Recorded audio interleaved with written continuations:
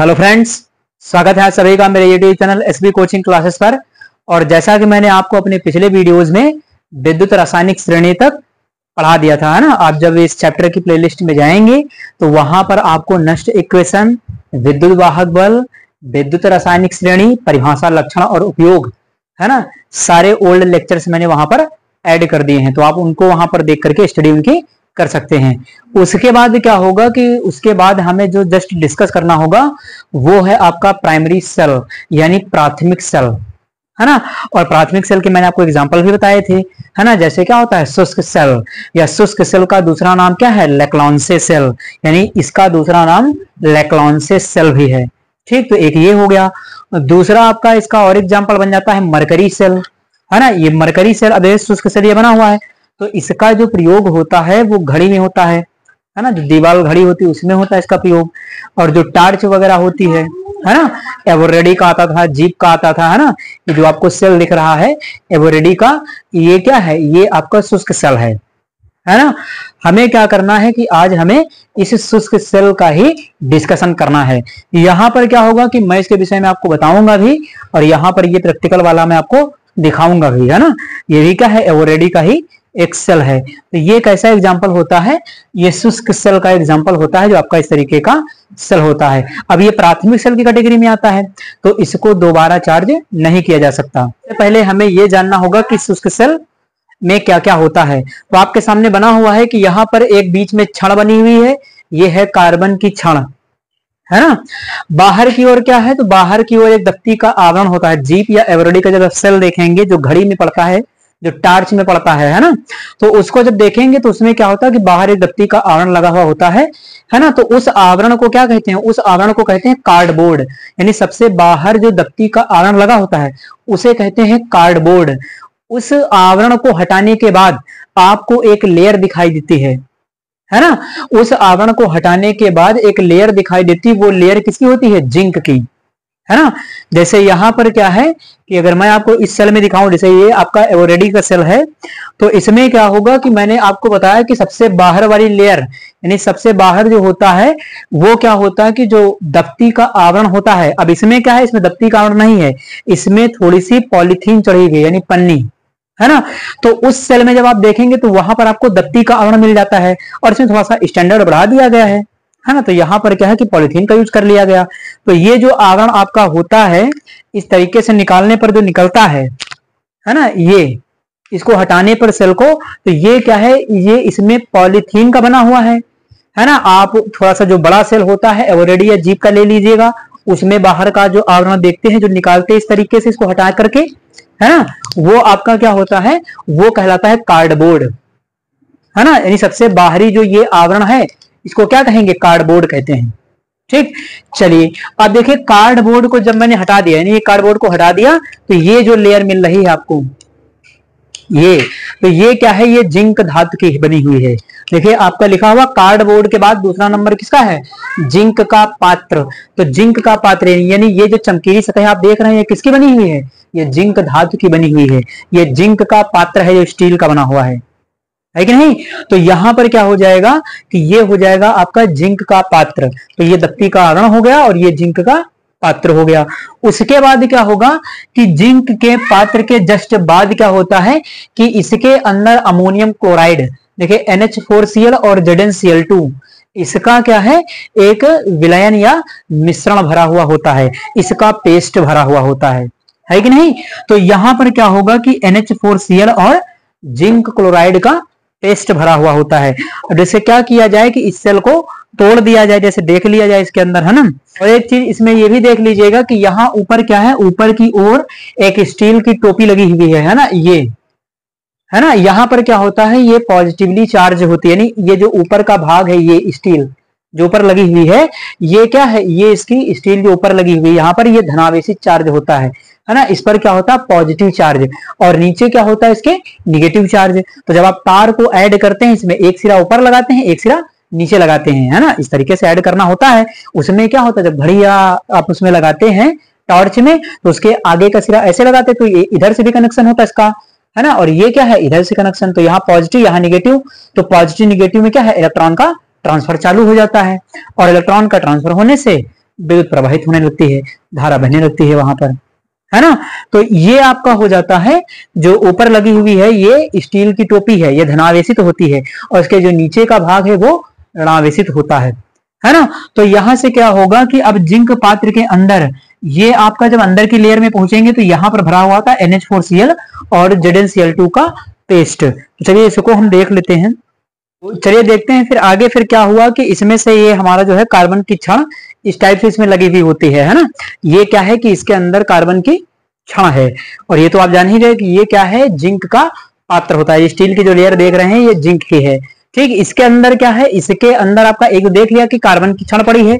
इस कार्बन की क्षण के चारों तरफ क्या भरा होता है, तो कार्बन की क्षण के चारों ओर MnO2 प्लस कार्बन का चूर्ण भरा हुआ होता है, यानी मैंगनीज ऑक्साइड और कार्बन का चूर्ण भरा होता है। हालांकि क्या है, देखिए ये सेल जो आपका है अभी, तो इसमें ये छोटा सेल है तो इसमें थोड़ा सा कम समझ में आ रहा है। उसके बाद क्या करेंगे कि यदि आप वो बड़ा वाला सेल देखते हैं जो टार्च में पड़ता था, मोटा सा सेल होता है, उसको जब देखेंगे तो उसके अंदर बिल्कुल पेस्ट निकलता है ना। तो वहां पर क्या होता है कि कार्बन की क्षण के चारों ओर मैंगनीज ऑक्साइड और कार्बन का चूर्ण भरा हुआ होता है। जिंक की परत के बाद क्या होता है कि NH4Cl और ZnCl2 का पेस्ट भरा हुआ होता है। हालांकि भरा इसके अंदर भी है, लेकिन ये सेल क्या है कि कंप्लीटली तरीके से टूट नहीं पा रहा है, इसलिए इसमें आपको ये नहीं देखने को मिल सकता है ना। वो सेल आपको मिलेगा तो आप वहां पर उसमें देख सकते हैं, है ना। तो ये हो जाता है कि कार्बन की क्षण के चारों ओर आपका मैंगनीज ऑक्साइड और कार्बन का चूर्ण भरा हुआ है। जिंक की परत के बाद NH4Cl और ZnCl2 का पेस्ट भरा हुआ है ना। चलिए अब उसके बाद देखिए क्या है, तो ये तो हो गई इसकी डायग्राम की कहानी। अब हमें क्या होगा कि जब एग्जाम में पूछा जाता है तो सचित्र वर्णन पूछा जाता है ना, कि सचित्र वर्णन कीजिए इसका। तो अब देखिए इसमें लिखना हमें क्या होता है, तो यहां पर एक चीज और जान लीजिए कि जो जिंक का पात्र है वो जिंक का पात्र एनोड का काम करता है। ये जो कार्बन की क्षण काली वाली पड़ी हुई है ये क्या करती है, कैथोड का काम करती है। आप स्क्रीन पर भी देख पा रहे होंगे डायग्राम को, ठीक। तो यहां पर ये क्या है कि ये कैथोड का कार्य करती है। तो जिंक का पात्र एनोड का कार्य करता है, इसका मतलब जिंक क्या करेगा, इलेक्ट्रॉन का त्याग करेगा। एनोड पर क्या होता है, ऑक्सीकरण। किसका ऑक्सीकरण होगा, तो एनोड काम कौन कर रहा है, जिंक कर रहा है। तो जो एनोड का काम करता होगा उसी का ऑक्सीकरण होगा। ऑक्सीकरण का मतलब इलेक्ट्रॉन का त्याग करना, तो जिंक इलेक्ट्रॉन का त्याग करेगा। कितने इलेक्ट्रॉन का त्याग करेगा, तो जिंक हमेशा 2 इलेक्ट्रॉनों का त्याग करता है। आंख बंद करके याद रखिए इसको, ठीक। तो ये हो गया कार्बन की क्षण। अब देखिए कार्बन की क्षण एक प्रकार से कैथोड का कार्य करती है, लेकिन इलेक्ट्रॉन ग्रहण करने का काम कार्बन की क्षण नहीं करती है। कार्बन की क्षण पर इलेक्ट्रॉन आते हैं, इसलिए वहां पर ग्रहण करने के लिए कौन जाता है, तो NH4Cl जो आपका है, NH4Cl इस विलयन के अंदर 2 तरीके से रहता है। देखिए 2 आयनों के रूप में, NH4 प्लस और Cl माइनस के रूप में। NH4Cl इस विलयन के अंदर ये जो भरा हुआ है यहां पर क्या है, NH4 प्लस के रूप में रहता है, और इसके अंदर यहां पर ये NH4 प्लस के रूप में रहता है इस तरीके से। तो ये इलेक्ट्रॉन ग्रहण करने कहां जाता है, कार्बन की क्षण पर इलेक्ट्रॉन ग्रहण करने के लिए जाता है कि नहीं। क्योंकि यहां पर जिंक की जो धातु है, जिंक धातु क्या करेगी, इलेक्ट्रॉन का त्याग करेगी। इलेक्ट्रॉन यहां से होते हुए कहां जाएगा, ऊपर की ओर जाएगा। यानी यहां कौन जा रहे हैं, इलेक्ट्रॉन जा रहे हैं इस साइड से, ऐसे निकल करके इलेक्ट्रॉन जाएंगे वहां तक। और यहां पर जब इलेक्ट्रॉन जाएंगे, है ना, तो इस क्षण में जब इलेक्ट्रॉन जाएंगे तो इनको ग्रहण करने के लिए कौन जाएगा, इस सेल के अंदर भरा हुआ जो आपका NH4Cl है उसका NH4 प्लस यानी अमोनियम आयन जो भाग है ना, वो क्या करेगा, इलेक्ट्रॉन ग्रहण करने के लिए जाता है। तो ये प्रोसेस इसमें चलती रहती है। तो ये कहां जा रहा है ग्रहण करने के लिए, कार्बन की क्षण पर। इसलिए कहा गया कि कार्बन क्षण क्या कर रही है, कैथोड का काम कर रही है। क्योंकि काम कहां पर हो रहा है इलेक्ट्रॉन ग्रहण करने का, कैथोड पर। इसीलिए तो कहा गया कि कैथोड, कार्बन की क्षण क्या है, कैथोड का काम करती है, यानी कैथोड का अपचयन होता है ना। तो यहां पर किसका, ये जो है आपका NH4 प्लस ये इलेक्ट्रॉन ग्रहण करेगा, ठीक। तो ये तो बात हो गई, इलेक्ट्रॉन त्याग करेगा कौन, ग्रहण कौन करेगा, जिंक त्याग करेगा, NH4 प्लस ग्रहण करेगा। NH4 प्लस कहां जाएगा, ये ध्यान रखिएगा कि कार्बन की क्षण पर जाएगा NH4 प्लस, तब वो इलेक्ट्रॉन को ग्रहण करेगा। तो जिंक ने 2 इलेक्ट्रॉन त्याग किए हैं, तो NH4 प्लस 2 इलेक्ट्रॉन ग्रहण करेगा। जो धातु जितने इलेक्ट्रॉन त्याग करेगी, सेल में दूसरी जो धातु होगी उतने ही इलेक्ट्रॉन क्या करेगी, ग्रहण भी करेगी, ठीक। शुष्क सेल का जो विभव होता है वो 1.5 वोल्ट होता है, अपनी भाषा में तो 1.5 वोल्ट, ठीक। चलिए तो अब यहां पर क्या करते हैं कि मैं बता देता हूं कि इसकी संरचना में आपको क्या लिखना होगा। तो देखिए क्या लिखेंगे कि इस सेल में जिंक का एक पात्र होता है। संरचना को सुन लीजिए, मैं बता देता हूं ध्यान से, है ना, कि इस सेल में जिंक का एक पात्र होता है जो एनोड का कार्य करता है। यानी जिंक का एक पात्र है जो एनोड का कार्य करता है ना। सेल के मध्य में कार्बन की एक छड़ पड़ी होती है ना। सेल के मध्य में कार्बन की एक छड़ होती है जो कैथोड का कार्य करती है। ठीक, दो बातें हो गई कि जिंक का पात्र एनोड का कार्य करता है, ठीक, कार्बन की छड़ कैथोड का कार्य करती है।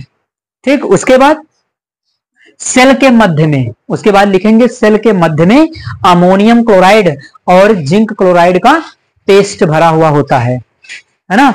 अमोनियम क्लोराइड और जिंक क्लोराइड जो है इसका क्या है कि पेस्ट भरा हुआ होता है, इसका चूर्ण भरा हुआ होता है। ठीक, ये बात हो गई। उसके बाद कार्बन की छड़ के चारों ओर, देखिए कार्बन यहां पर कार्बन का मतलब है ग्रेफाइट, क्योंकि ग्रेफाइट क्या होता है, विद्युत का सुचालक होता है। मुक्त इलेक्ट्रॉन के कारण कार्बन का एकमात्र अपर रूप ग्रेफाइट विद्युत का क्या होता है, सुचालक होता है, यानी लाइट को प्रवाहित करने का काम करता है। और यही रीजन है कि जब आप पेंसिल वगैरह को बोर्ड वगैरह में लगा देते हैं तो आपको करंट मारता है ना, क्योंकि जो पेंसिल की नोक होती है वो क्या होती है, वो ग्रेफाइट है। जो कार्बन का अपर रूप वो विद्युत का सुचालक होता है। ठीक, चलिए, तो ये हो गया कि NH4+ इसके अंदर भरा हुआ है। यहां पर चारों ओर सेल के मध्य में क्या है, NH4Cl और ZnCl2 का पेस्ट भरा होता है। ये बात लिख लिया। उसके बाद क्या लिखना होगा, उसके बाद कार्बन की छड़ के चारों ओर मैंगनीज ऑक्साइड और कार्बन का चूर्ण भरा हुआ होता है। यानी जो कार्बन की छड़ ऐसे पड़ी हुई है, इसके चारों ओर क्या होगा, मैंगनीज ऑक्साइड और कार्बन का चूर्ण भरा होगा। वो बड़ा वाला सेल फोड़िएगा, उसको देखिएगा, उसमें निकलेगा कार्बन कोयला, कोयले के जैसा। ठीक, तो MnO2 और कार्बन का चूर्ण भरा होता है। तो एक तो काम ये हो गया। उसके बाद अब देखिए आगे क्या होगा, उसके बाद ये होगा, देखिए यहां पर जो NH4Cl है, अमोनियम क्लोराइड, अमोनियम क्लोराइड क्या है, एक लवण है, एक साल्ट है ना। और अगर आपसे ये पूछा जाए कि ये किस प्रकार का साल्ट है ना, अगर इस साल्ट का डिसोसिएशन किया जाए तो ये एसिडिक है या बेसिक है, तो यहां पर आप देख लीजिए, जो NH4+ अगर पानी में आप इसको मिला देंगे तो NH4+ पानी के OH- से रिएक्शन कर लेगा, यानी NH4 और OH मिलकर के क्या बनाएगा, NH4OH। ये क्या बना है, दुर्बल क्षार है। क्यों, मैंने बताया था आपको पी ब्लॉक के जो तत्व होते हैं, जितने क्षार बनाते हैं वो सब क्या होते हैं, दुर्बल। तो देखिए यहाँ पर नाइट्रोजन है, नाइट्रोजन किसमें आता है, पी ब्लॉक में, तो NH4OH क्या है, दुर्बल क्षार। यहाँ पर देखिए क्लोरीन है। अब क्लोरीन ये Cl क्या करेगा, पानी के H भाग से क्रिया करेगा, तो H और Cl मिलकर के क्या बनेगा, HCl, हाइड्रोक्लोरिक अम्ल। और ये कौन सा अम्ल है, बहुत प्रबल अम्ल है। तो देखिए दुर्बल क्षार और प्रबल अम्ल, तो प्रभाव किसका रहेगा, अम्ल का। यानी NH4 का जो विलयन इसके अंदर भरा है वो कैसा होगा, अम्लीय विलयन होगा। NH4 का जो विलयन है इसके अंदर वो कैसा होगा, एसिडिक होगा। इसीलिए कहा जाता है कि जो NH4Cl है उसकी प्रकृति कैसी होती है, उसका विलयन कैसा होता है, अम्लीय होता है ना।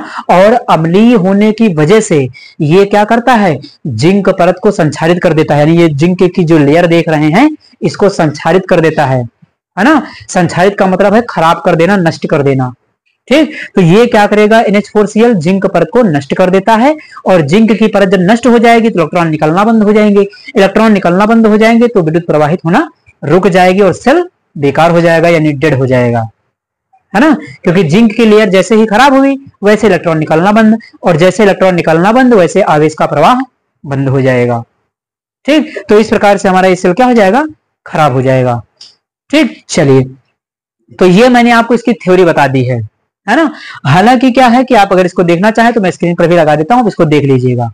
ठीक, एग्जैक्ट आंसर लिखना हो तो आप इसको देख सकते हैं।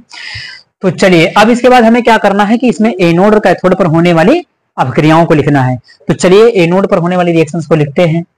एनोड, आपको पता है एनोड पर क्या होता है, ऑक्सीकरण। एनोड पर है कौन, तो जिंक है ना। जिंक है, जिंक का क्या होगा, ऑक्सीकरण। ऑक्सीकरण का मतलब इलेक्ट्रॉन को त्यागना। कौन इलेक्ट्रॉन त्याग करेगा, तो जिंक। कितने इलेक्ट्रॉन त्याग करेगा, जिंक हमेशा 2 इलेक्ट्रॉन त्याग करता है। और कोई भी धातु या तत्व जितने इलेक्ट्रॉन त्याग करता है उतना ही उसके ऊपर प्लस चार्ज लगता है। ठीक, चलिए, तो यहां पर जिंक क्या करेगा, 2 इलेक्ट्रॉनों का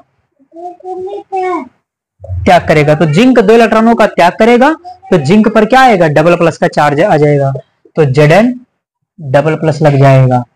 ठीक, अब जिंक ने इलेक्ट्रॉन त्याग कर दिए, इसको ग्रहण कौन करेगा? तो कार्बन की छड़ पर जाएगा कौन ग्रहण करने के लिए? अमोनियम आयन NH4+, ये जाएगा इलेक्ट्रॉनों को ग्रहण करने के लिए।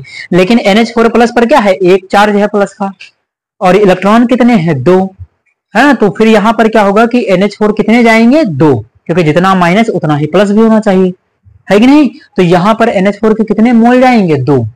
ठीक, चलिए इसको लिख लेते हैं। तो ये रिएक्शन कहां होगी? कैथोड पर, है ना। यानी कैथोड पर क्या होगा? NH4+ अमोनियम आयन, इसका अपचयन होगा। तो चलिए लिखते हैं इसको NH4+ और कितने इलेक्ट्रॉन? तो 2 इलेक्ट्रॉन। तो अगर इलेक्ट्रॉन 2 ग्रहण करेगा, है ना, तो यहां पर कितना होना चाहिए? ये 2 होना चाहिए। ठीक, चलिए तो 2 लगा देते हैं यहां पर।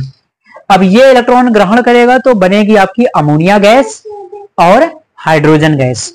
तो चलिए बना देते हैं NH3 और प्लस H2, यानी अमोनिया गैस बन गई और हाइड्रोजन गैस बन गई, है कि नहीं। अब देखिए क्या है कि यहां पर इन दोनों रिएक्शंस को हम जोड़ करके इसकी पूर्ण अभिक्रिया भी लिख सकते हैं, है कि नहीं। तो चलिए लिख लेते हैं। अपोजिट साइड में जब इलेक्ट्रॉन होते तो इलेक्ट्रॉन इलेक्ट्रॉन क्या होंगे? कैंसिल हो जाएंगे, कट जाएंगे। तो 2 इलेक्ट्रॉन यहां, 2 इलेक्ट्रॉन यहां, कट गए। दाई साइड का दाई ओर लिख दीजिए, दाएं साइड का दाई ओर, बाई ओर का बाई ओर लिख दीजिए। तो चलिए यहां पर लिख लेते हैं, क्या है? जिंक है, 2NH4+ है, एरो लगाया, इधर का इधर लिख दीजिए। तो Zn++ है, और यहां पर क्या होगा? NH3 अमोनिया, और ये क्या हो जाएगा आपका? हाइड्रोजन हो जाएगा। ठीक, इसको मैं इरेज कर देता हूं।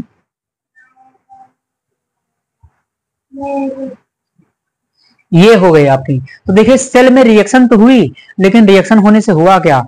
एक बहुत बड़ी कमी हो गई। क्या? कि यहां पर है अमोनिया गैस बन नहीं है और हाइड्रोजन गैस बन नहीं। अब ये दोनों गैसेस सेल के लिए हानिकारक हैं। अगर ये दोनों गैसेस सेल के अंदर बनने लगी तो सेल दब जाएगा कुछ समय के बाद, है कि नहीं। सेल ऑटोमेटिक फट जाएगा। तो यहां पर क्या होगा कि इन गैसों को हटाने के लिए अब इससे कैसे बचा जाए कि सेल हमारा लंबे समय तक भी कार्य करता रहे, चलता रहे।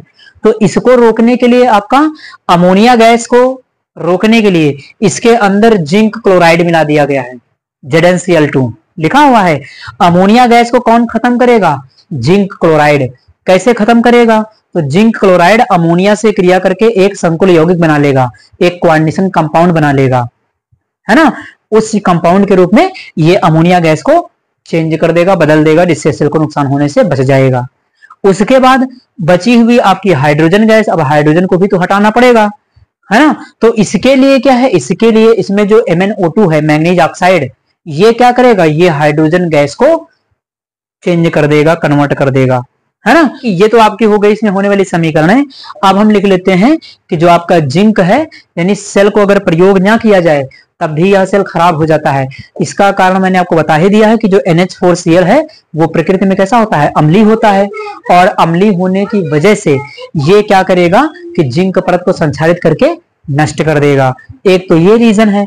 दूसरा, आपकी ये जो गैसें बन रही हैं इनकी वजह से भी आपका सेल खराब हो जाएगा।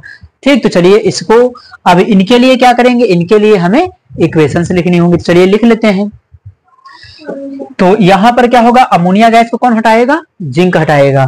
तो चलिए लिख लेते हैं Cl2 + 4NH3, ये हो जाएगा। इससे रिएक्शन होने से क्या होगा कि एक आपका संकुल यौगिक बनेगा। तो चलिए बना लेते हैं। कौन सा यौगिक होगा आपका? ZnNH3⁴, NH3⁴, और ये हो जाएगा बाहर आपका Cl2, यानी ये बन जाएगा, है ना। यहां पर क्या होगा कि ZnNH3⁴ और Cl2 हो जाएगा। उसके बाद हाइड्रोजन गैस को कौन रोकेगा? तो MnO2, मैंगनीज ऑक्साइड जो है ना, ये क्या करेगा कि हाइड्रोजन गैस को वाटर में कन्वर्ट कर देगा, जल में। ठीक है, चलिए इसको कर लेते। तो यहां पर क्या हो जाएगा? MnO2 प्लस क्या है? Hydrogen gas H2। तो ये क्या करेगा कि ये चेंज हो जाएगा MnO3 में और H2O, यानी वाटर में। देखिए दोनों गैसें जो बनी थी उन गैसों को एक यौगिक में परिवर्तित कर दिया गया। अमोनिया गैस को इस कंपाउंड में ZnNH3⁴ Cl2, है ना, टेट्राएमीन जिंक सेकेंड क्लोराइड में परिवर्तित कर दिया गया। एक संकुल यौगिक है। टेट्राएमीन जिंक सेकंड क्लोराइड इसका नाम है। ठीक, यहां पर क्या होगा, ये मैग्नीज ट्राइऑक्साइड है और ये वाटर देखिए किसमें, ये हाइड्रोजन जो आपका है वाटर में कन्वर्ट हो गया, बदल गया। तो इस प्रकार से इसकी ये रिएक्शंस होती हैं। ठीक, अब ये तो हो गया। अब इसका उपयोग वगैरह कहां पर होता है, तो आप इसका स्क्रीनशॉट ले लीजिए, फिर मैं इसका उपयोग आपको बता देता हूं कि कहां पर होता है। उपयोग कहां पर होता है, तो उपयोग में देखिए लिखा हुआ है कि इस सेल का जो विभव है 1.5 वोल्ट होता है, यानी इसका जो विभव है ना, वो कितना होता है 1.5 वोल्ट होता है, 1.5 वोल्ट।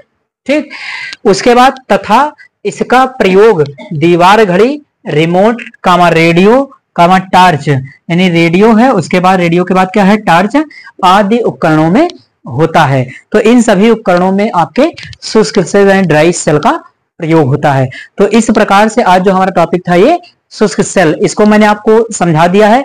आप इसका स्क्रीनशॉट ले लीजिए, फिर मैं आपसे मरकरी सेल का डिस्कशन कर लेता हूं। तो चलिए डिस्कशन कर लेते हैं मरकरी सेल का, है ना। देखिए मरकरी सेल भी आपका क्या है, एक प्रकार का प्राथमिक सेल होता है ना। तो इसको भी एक बार प्रयोग करने के बाद दोबारा उपयोग नहीं किया जा सकता है। ये सेल आपका जो हाथ घड़ी होती है, हाथ में बांधने वाली है, रिस्ट वॉच जिसको कहते हैं, यानी जो हाथ में बांधने वाली आपकी घड़ी होती है, उसमें छोटा सा एक सेल पड़ता है, वो क्या होता है, तो वो आपका मरकरी सेल होता है ना। और वो भी आपने देखा होगा कि एक बार समाप्त होने के बाद दूसरा नया ही लेना पड़ता है ना, उसको दोबारा चार्ज नहीं किया जा सकता। तो जितने भी प्राथमिक सेल होते हैं, शुष्क सेल, ये मरकरी सेल, या इससे पहले मैंने आपको पढ़ा था गैल्वेनिक सेल, वो भी क्या था, प्राथमिक सेल। यानी ये सब एग्जाम्पल किसके थे, प्राथमिक सेलों के। इनको दोबारा चार्ज नहीं किया जा सकता है। ठीक, खराब होने के बाद आपको नया ही लेना पड़ेगा। ठीक, तो चलिए देख लेते हैं मरकरी सेल को। देखिए सामने बना हुआ है छोटा सा मरकरी सेल आपके, है ना। तो यहाँ पर होता है कि आपने इसको देखा होगा कि जो हाथ वाली घड़ी होती है उसमें आप निकाल करके देख सकते हैं, छोटा सा होता है, वो गोल गोल होता है, स्टील का, व्हाइट। ठीक, तो यहाँ पर क्या है कि ये बीच में लगी हुई है जिंक अमलगम, एक जिंक अमलगम की उसमें क्या है, छोटी सी टोपी लगी हुई होती है। ये जिंक और अमलगम धातु की मिश्रण की होती है। ठीक, तो यहाँ पर क्या है कि जिंक अमलगम की एक लेयर लगी होती है जो एनोड का काम करती है। इसके अंदर क्या होता है कि एक वृत्त अपघट्य भरा हुआ होता है, कौन सा, पोटेशियम हाइड्रोक्साइड और जिंक ऑक्साइड। इसके अंदर पोटेशियम हाइड्रोक्साइड और जिंक ऑक्साइड का पेस्ट भरा हुआ होता है ना, यहाँ पर। तो ये दोनों क्या है, ये दोनों वृत्त अपघट्य हैं, है ना। तो इसके अंदर ये दोनों भरे हुए होते हैं। उसके बाद नीचे वाली लेयर में आप जो नीचे का उसका भाग देखते हैं, उसमें आपको मरकरी ऑक्साइड HgO और प्लस कार्बन, इसका पेस्ट भरा हुआ होता है। और यहाँ पर देखिए जो जिंक अमलगम की लेयर है वो एनोड का काम करती है। मरकरी और कार्बन की जो ये परत है, जो इसमें भरा हुआ है मरकरी और कार्बन, ये क्या है कि वो कैथोड का काम करता है। ठीक, अब यहाँ पर देखिए होगा क्या कि जो जिंक है अमलगम, जिंक अमलगम Zn को क्या कहते हैं, जिंक अमलगम। इसका मतलब ये है कि जब मरकरी के अंदर किसी भी धातु को मिला करके उसका विलयन बना दिया जाता है तो उसे हम उसका अमलगम कहते हैं। जैसे यहाँ पर जिंक अमलगम, कोई और धातु ले ली जाए, है ना, उसको जो है मरकरी में मिला दिया जाए। मरकरी क्या द्रव होता है, लिक्विड, तो उसमें मिलाने के बाद जो बनकर तैयार होता है उसे हम उसका अमलगम कहते हैं। ठीक, तो यहाँ जिंक को मरकरी में घोल दिया गया, मिला दिया गया है, विलयन बना दिया गया है, तो उसे नाम दिया गया जिंक अमलगम। ये एनोड का काम करेगा। अब इसमें होगा क्या, इसमें जो जिंक धातु है आपकी, वो इलेक्ट्रॉन का त्याग करेगी। और जिंक मैंने अभी आपको बताया है, जिंक कितने इलेक्ट्रॉनों का त्याग करता है, हमेशा 2 इलेक्ट्रॉन का त्याग करता है कि नहीं। तो जिंक क्या करेगा, 2 इलेक्ट्रॉनों का त्याग करेगा। तो उससे पहले हमें इसकी संरचना को जानना है कि इसमें लिखना क्या होगा। मान लो एग्जाम में से आता है, उसमें क्या लिखना होगा, तो जो इसमें बना हुआ है वही आपको लिखना भी होगा। क्या लिखना होगा कि इस प्रकार के सेल में जिंक अमलगम की एक परत होती है। ध्यान सुनिएगा, इस प्रकार के सेल में जिंक अमलगम की एक परत होती है जो एनोड का कार्य करती है। ठीक, उसके बाद फिर सेल के मध्य भाग में क्या होता है, सेल के मध्य भाग में पोटेशियम हाइड्रोक्साइड और जिंक ऑक्साइड का पेस्ट भरा हुआ होता है, या पेस्ट को चूर्ण भी कह सकते हैं, किसका चूर्ण भरा हुआ होता है। ठीक, उसके बाद सेल के निचले भाग में, है ना, ये हो जाएगा मर्क्यूरिक ऑक्साइड। HgO क्या है, मर्क्यूरिक ऑक्साइड, है ना। तो मर्क्यूरिक ऑक्साइड और कार्बन का चूर्ण या कार्बन का पेस्ट भरा हुआ होता है जो कैथोड का कार्य करता है। इतनी कहानी इसमें लिखी जाएगी। ठीक, जो डायग्राम में बना हुआ है वही आपको लिखना भी है कि जिंक अमलगम की जो लेयर है, जो परत है, वो एनोड का कार्य करती है। है ना। अब बढ़ा चढ़ा करके बढ़ाना चाहे तो लिख सकते हैं कि एनोड क्या करता है, एनोड का मतलब इलेक्ट्रॉन को त्यागना, और एनोड पर है कौन, तो जिंक, जिंक दो इलेक्ट्रॉनों का त्याग करेगा तो Zn डबल प्लस में कन्वर्ट हो जाएगा। इस तरीके से थ्योरी बढ़ाते चले जाएं तो बहुत बड़ी हो सकती है कि नहीं, लेकिन मेन पॉइंट जो लिखना है वो मैं आपको बता देता हूं। उसके बाद यहाँ पर पोटेशियम हाइड्रोक्साइड और जिंक ऑक्साइड क्या है, ये विद्युत अपघट्य के रूप में कार्य करता है। यानी यहाँ पर सेल के मध्य में विद्युत अपघट्य के रूप में पोटेशियम हाइड्रोक्साइड और जिंक ऑक्साइड का पेस्ट भरा हुआ होता है। सेल के निचले भाग में मर्क्यूरिक ऑक्साइड और कार्बन का पेस्ट भरा होता है जो कैथोड का कार्य करता है। इस सेल में होने वाली रेडॉक्स अभिक्रियाएं, फिर आ गया रेडॉक्स अभिक्रियाएं। रेडॉक्स अभिक्रियाएं क्या होती हैं, तो जहां पर ऑक्सीकरण और अपचयन दोनों अभिक्रियाएं होती हैं उन्हें कंबाइंड रूप से कहते हैं रेडॉक्स अभिक्रियाएं, है ना। रेड ऑक्स, रेड का मतलब रिडक्शन यानी अपचयन, ऑक्स का मतलब क्या होगा, ऑक्सीडेशन यानी ऑक्सीकरण। ठीक, तो चलिए लिख लेते हैं एनोड पर होने वाली रिएक्शन को। एनोड पर क्या होगा, तो एनोड पर जिंक का ऑक्सीकरण, और आपको पता है जिंक का ऑक्सीकरण, जिंक कितने इलेक्ट्रॉन का त्याग करता है, 2, है कि नहीं। और विलयन के अंदर एक चीज और देख लीजिए, विलयन के अंदर क्या होगा, K प्लस और OH माइनस होगा यहां पर।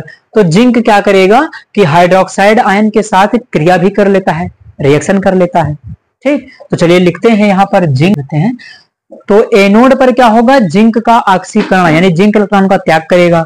तो जिंक कितने इलेक्ट्रॉन का त्याग करेगा, जिंक 2 इलेक्ट्रॉनों का त्याग करेगा। और इसके साथ साथ इस विलयन के अंदर क्या है, हाइड्रोक्साइड आयन OH माइनस। तो OH माइनस भी क्या होगा, यहां पर रिएक्शन में पार्टिसिपेट करेगा, भाग लेगा।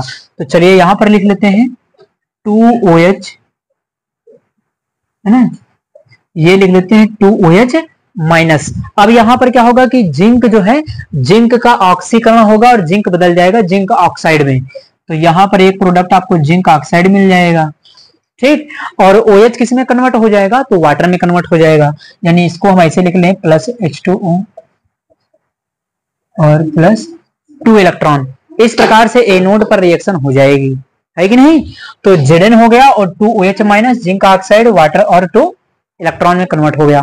तो एनोड पर ऐसी रिएक्शन होगी। अब कैथोड पर क्या होगा, तो कैथोड पर क्या होगा कि ये जो मरकरी है Hg, ये इलेक्ट्रॉनों को ग्रहण करने का काम करेगी। अब Hg भी क्या करेगी, 2 इलेक्ट्रॉन ग्रहण करेगी।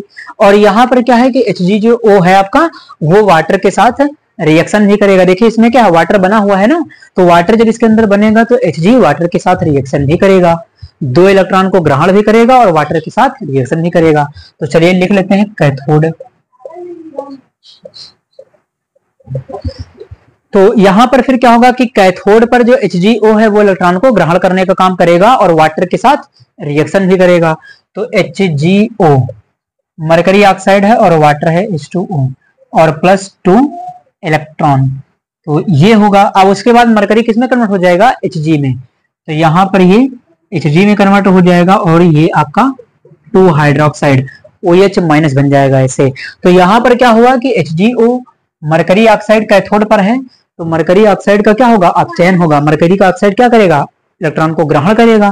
तो HgO इलेक्ट्रॉन को ग्रहण करेगा और साथ साथ इसके अंदर क्या है, वाटर बना है, जल बना हुआ है, तो जल के साथ रिएक्शन भी तो करेगा। तो HgO जल के साथ रिएक्शन भी करेगा और 2 इलेक्ट्रॉन को ग्रहण करने का भी काम करेगा। ठीक, तो इलेक्ट्रॉन को ग्रहण करने के बाद बदल गया Hg में और 2 हाइड्रोक्साइड आयन बन गया। अब समीकरण को आप ऐड कर दीजिए दोनों को, आपको फाइनल समीकरण मिल जाएगी। तो अपोजिट साइड में जो हो काट दीजिए, 2OH माइनस इधर, 2OH माइनस यहाँ कट गए, 2 इलेक्ट्रॉन यहाँ, 2 इलेक्ट्रॉन यहाँ, ये कट गया, एक H2O यहाँ, एक H2O यहाँ, ये कट गया। अब क्या है कि लेफ्ट साइड का लेफ्ट साइड लिख दीजिए और राइट साइड का राइट साइड में। तो यहाँ पर हो गया जिंक और ये हो गया HgO और क्या बचेगा इधर, तो ये बचा, इधर क्या बचेगा, जिंक ऑक्साइड और प्लस क्या हो जाएगा Hg। यानी ये क्या है, आपकी फाइनल इक्वेशन हो जाती है मरकरी सेल की, है ना। उस सेल में ऐसी रिएक्शन चलती रहती है कि जिंक का क्या हुआ है, देखिए जिंक का हुआ है ऑक्सीकरण, ऑक्सीजन का जुड़ना भी तो ऑक्सीकरण होता है। तो यहां पर जिंक में क्या हुआ, जिंक में ऑक्सीजन जुड़ गया, तो पता चल गया जिंक का हो गया ऑक्सीकरण।